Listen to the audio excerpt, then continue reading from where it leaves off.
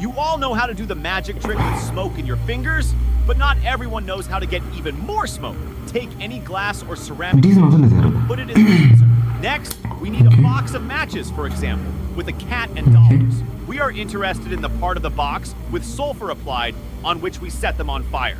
We cut out this strip with scissors and use a sharp knife to separate it into layers and separate as thin a top layer as possible. We take the glass out of the refrigerator, bend the strip in the middle, forming an angle like this, and place it on the surface, turning the sulfur towards the cold glass. Next, we set fire to the tip of the sulfur strip and wait until it burns completely. But under no circumstances touch these white areas. You need to wait a minute until they disappear and the entire strip turns yellow. We put this slippery substance on our fingers and begin to rub them together. As a result of friction, heat is generated, which causes particles of the substance to separate and fly off the surface of your fingers, forming a thick, magical smoke. So now, magic. Man, let's try this one.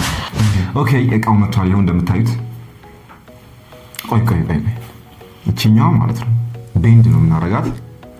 ቤንድ ካረግናት በኋላ ያጥፈን ቁጭ ትላለች። የበረዶ ቤት የገባ ብርጭቆ ቃኖሽ ይኸው አታዩትም እንዴ?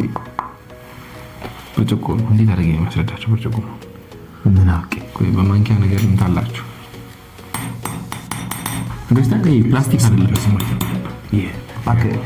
ብርጭቆ ድምፅ ማታውቁ ከሆነ ሞክሩት። አንድ ብርጭቆ ሰብራችሁ ተማሩ። ማዘር ቆይ ሌትስ ቢጊን እንዳትቸኩሩ።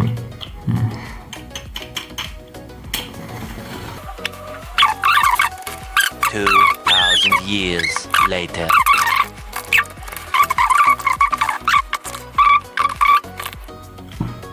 Answer back.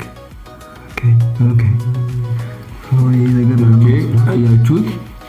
በጣም ትንሽዬ ነገር ነው የወጣልን። እንግዲህ አዘ ሪዛልት አንድ ጣት ታደርጋለህ ማለት ነው። ግማሿን